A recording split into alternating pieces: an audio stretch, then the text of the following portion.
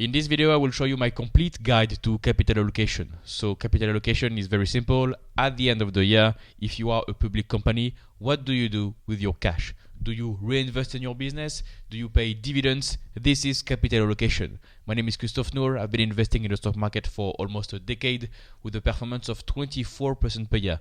And one of the key factors that allowed me to have this performance is to favor companies with good capital allocation decisions, management that knows what they are doing with the cash. So let's start. How do I think about capital allocation?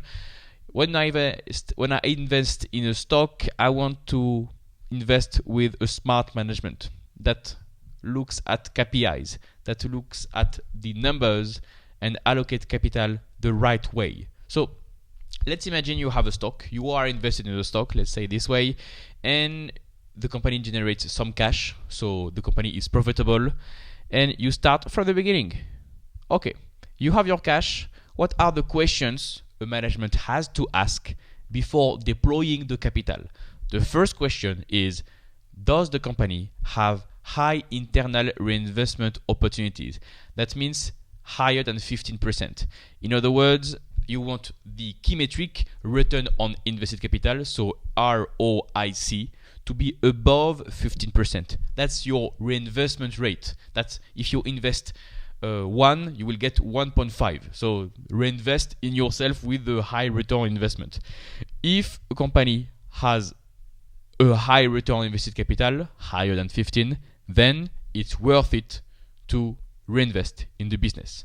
So you can do the blue rectangle, reinvest in the business at a high rate of return. I have some examples in mind: Amazon or Costco or FICO or all the software companies. They have some high margins, the software companies, high rate of reinvestments, return, so they can reinvest in their business, and they will build a huge snowball that grows 15%, 15%, 15%. And you know what? Earnings will follow. Earnings will grow 15% more, 15% more, 15% more. And if you do this long enough, for 10 years, 15 years, 20 years, if you do this reinvestment cycle long enough, your portfolio will be huge. The earnings of your stocks will be huge, and most of the time the stocks will go up. So if you find these opportunities with high reinvestment opportunities,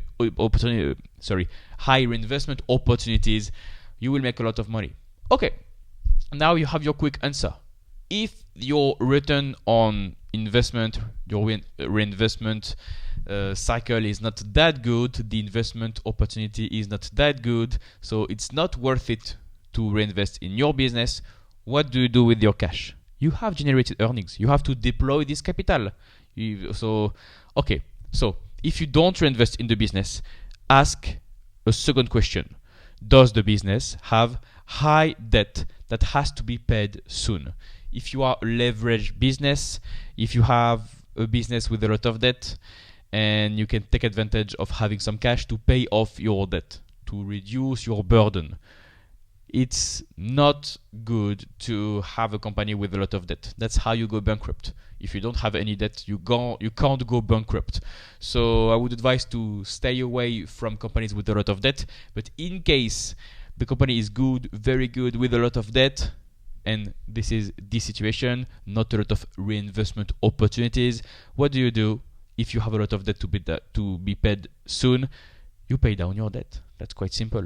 Management thinks like this to reduce their financial stress, to have more financial health. Like, it's better for management, it's better for the company, it's better for shareholders.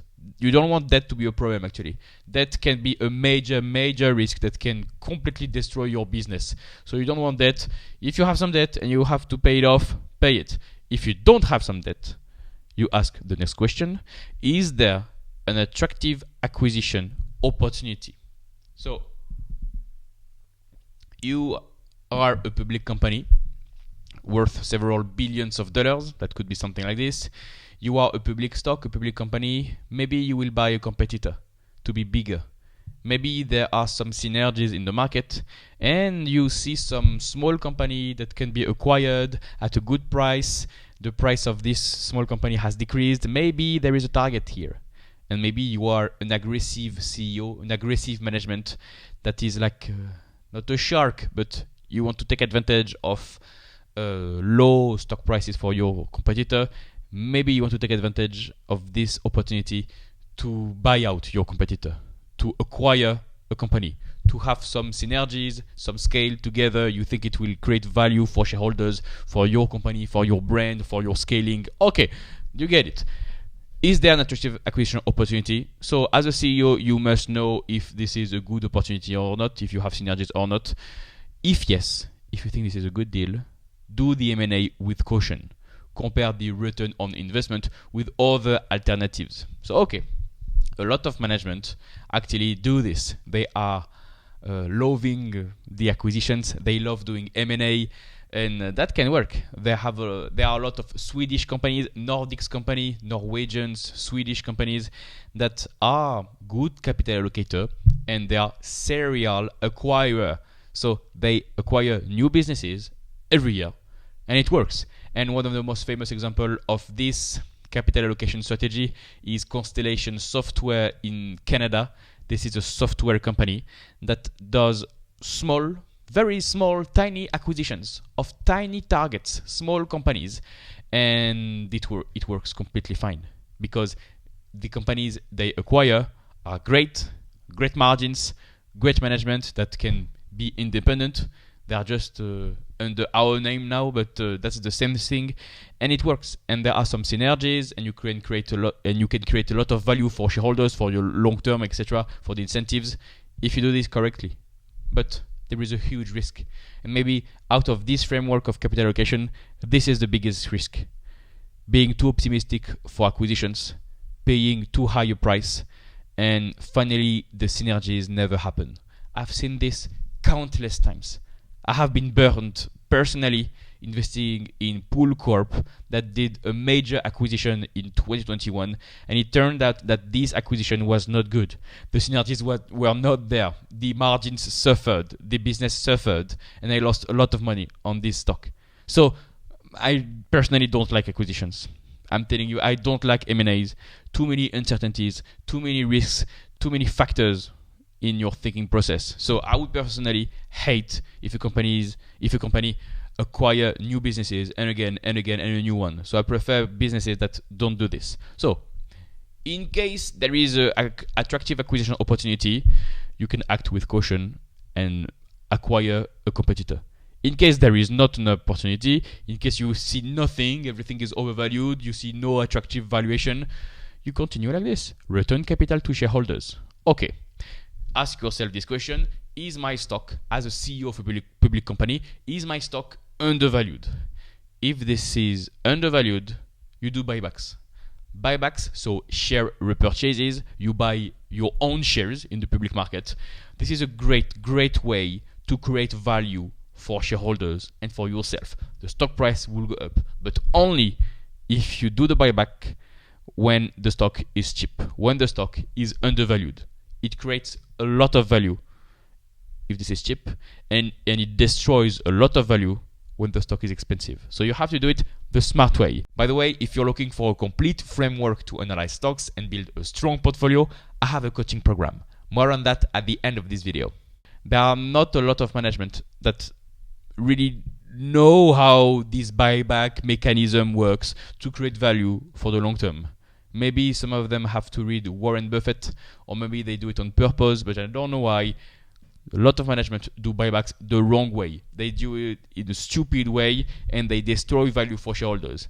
And that's good. And how I see it personally, I absolutely love when companies do this the smart way. When the stock is selling cheap, I don't know, the PE ratio goes from 15 to 7, stock is cheap, the business is cheap, valuation is attractive, you double down on buybacks. I love when companies do this because they have stable operations, strong cash flow generation. What do you do with the cash? You compare with all your opportunities, your investment opportunities, and actually you can use debt to do some buybacks, but that's a different game for a different story. There are some companies that take some debt at 3%, and what do you do with the cash that you have just borrowed? You do buybacks, and the stock is trading at a PE of 10, which means an earnings yield of 10%.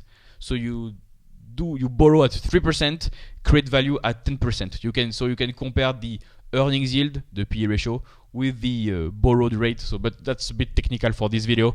The thing you have to monitor is the buyback program done the smart way when the stock is cheap, because it creates a lot of value. You don't want to do buybacks when the stock is expensive. So yeah, if the stock is expensive, if the stock is undervalued, do buybacks. If the stock is not undervalued, you can pay dividends. That's completely fine.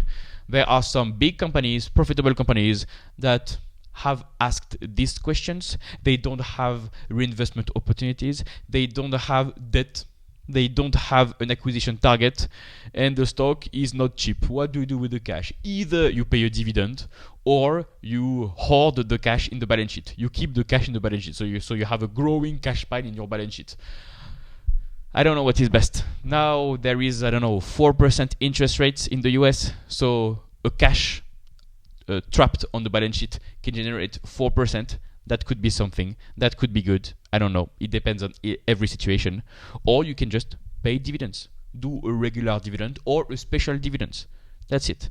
And the final thing that I want to share with you today, and that would be it, is that if you look for a stock, if you start doing the analysis and you see the numbers, if you do the moat of a business, take a look at capital allocation.